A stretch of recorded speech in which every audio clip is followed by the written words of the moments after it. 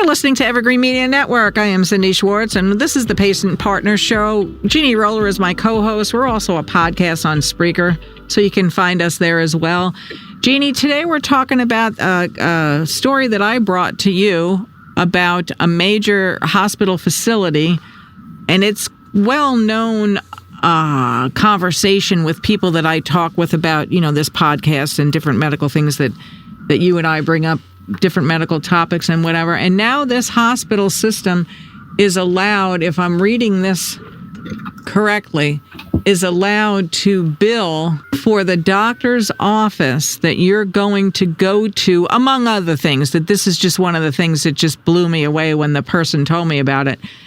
If you go to this facility and you use one of the doctors who are employed by that facility for your general exam, your yearly general exam, you are now being billed as an outpatient for using that doctor's office to get your medical exam. That's a separate bill that you pay for. I've also had people tell me that they were billed, and this is cash billing. It doesn't go to the insurance. If I'm telling the story correctly, and again, this on the podcast, these are our opinions. We're not lawyers. We're not doctors. These are just stories that we've gotten from people that have had their, healthcare scenarios, and they ask us what to do about this, that have been charged for the usage of a CT machine in a facility, for the usage of apparatus that I'm trying to figure out. If your doctor orders you to have a CT scan, how else can you get that CT scan unless you use a CT scanning machine? And I don't know the technical terms for it. And being facetious, it's not like you can sit out in the parking lot and have it done like on your car radio or something. I mean, you have to use their apparatus.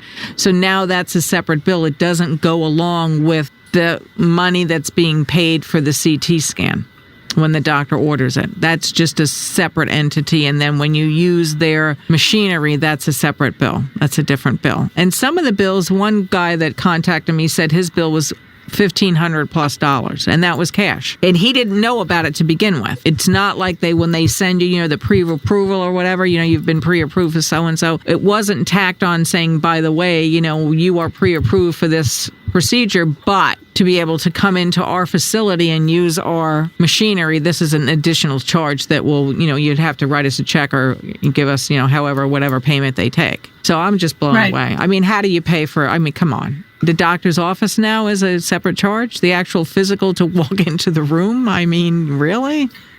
Oh, my goodness. Yeah. Well, Cindy, it is one of the pitfalls of making hospitals corporations to conduct business. They are always looking for ways to make more profit at the expense of, providing good care for patients. That's what it seems like to me. I mean, it's like, well, can we do it out in a parking lot or on the street cheaper? Right. I mean, we're being facetious, but yeah. Yeah. Well, and the thing about it being cash up front, for some seniors especially, they may not have cash, extra cash to pay for extra charges that they had no idea before they got there that they were going to have to pay. Well, yeah. So to me, that just is cold, hard, and maybe even kind of what I would term sneaky, that like they don't want the insurance company to know that they're making this extra money off of the patient. Yeah, I don't even know how to process it or to put it in a category. I have no clue about any of that. And that gentleman did not have $1,500 to pay the bill.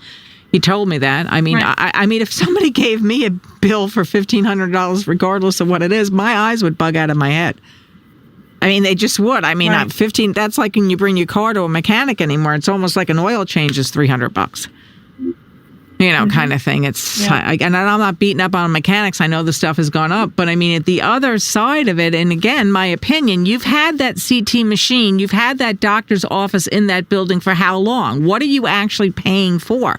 It's not that you're paying the payment on that CT machine, and I'm just using the CT machine as an example, but hasn't that been paid off? I mean, how often do they change those kind of machinery? I mean, can you even relegate it to that you have to pay a payment on it or something like that? Isn't that all factored into what your insurance premium or should be? across the board? Well, to me, it's factored into the cost of the test. It's already been billed, and they've billed the insurance company. But they're double dipping, to me, trying to get some more money from the patient.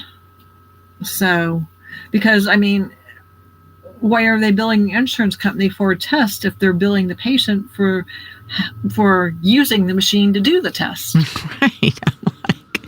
And I'm laughing with you. Yeah. Well, that's what I'm saying. How can you have the test without the machine? Yeah. So now you're going to tell me that I have to sign on the bottom line that says, okay, I'm agreeing to the test, and then I'm agreeing to pay for your, give you a money sum to use your machine. Yeah.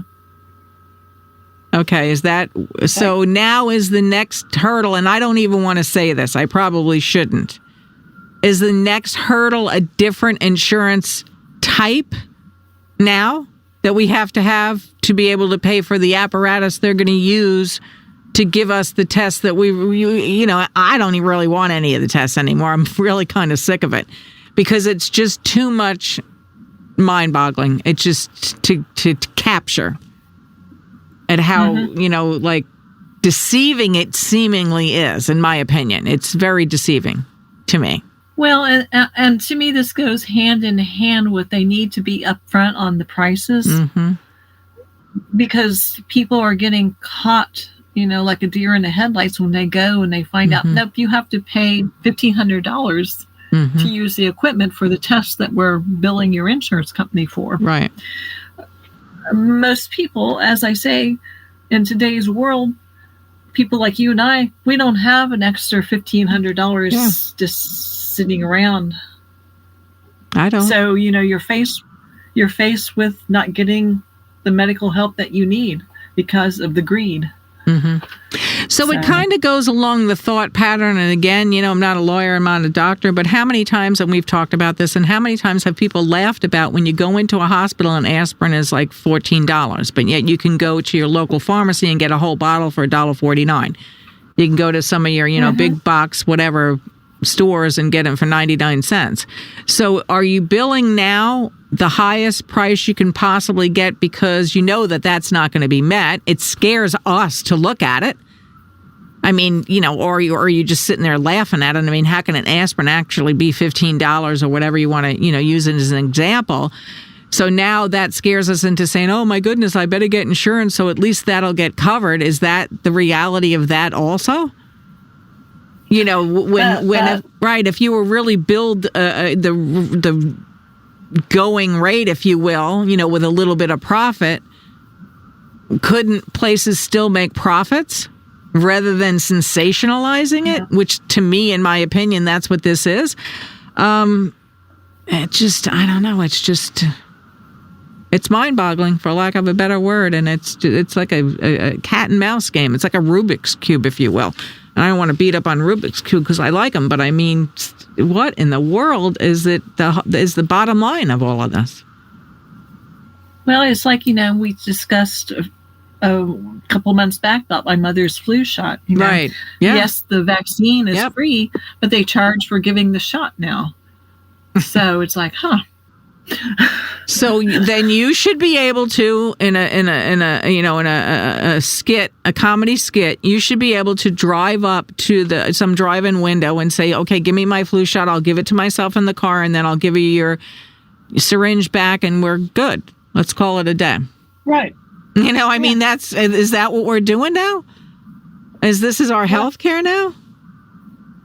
Yeah. I mean, bring my own Band-Aid to my surgery or my own super glue so I don't have to be charged for that. Let me bring in all my aspirins and my ketamine and anything I can think of so I don't have to be charged for that. It's like you go to the doctor and they do the little EKG. They charge you separately for that. Yeah. They don't tell you, but they do charge separately. Yeah. On that note, be wary of some of the stuff, and just make sure that you ask all the questions you can ask. Stay tuned to Evergreen Media Network.